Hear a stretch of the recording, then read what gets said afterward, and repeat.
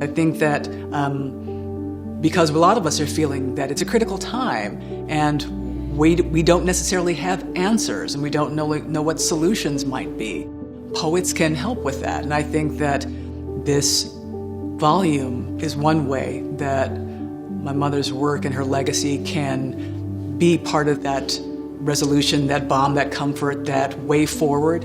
I mean, all of these things we're precariously here, carrying these questions about what human rights mean and are, what our responsibility to the planet might be to each other.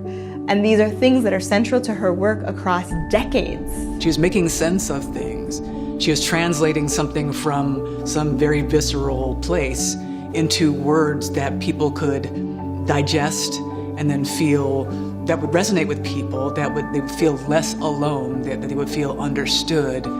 They could translate whatever this big thing was into like, that's what it is, yes. When I think about the poets I admire who are writing now in the US, so many of us come through her, so many of them come through her. When you talk about the right mix of poems, I think that Mom would also think that Araceli was the right editor for those poems, the right person to make the selections and to sort of drive and steer those selections.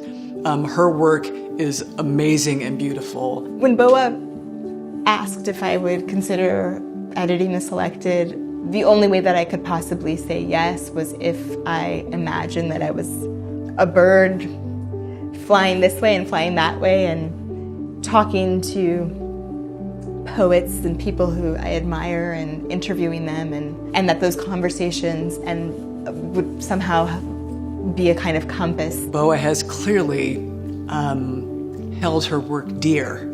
She is a good steward to select the works for the selected. And the fact that she, if I can call out the title, that she came up with the title, How to Carry Water, that was just breathtaking when we first heard that title. It feels like it's keeping my mother's legacy alive, but also keeping the legacy of her opening doors for other people.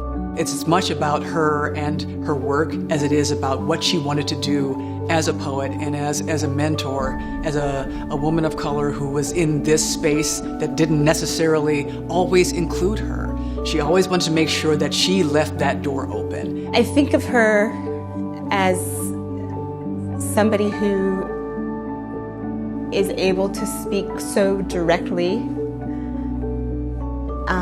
in her poems, who's reckoning with like some of the most immense, epic, difficult things to reckon with.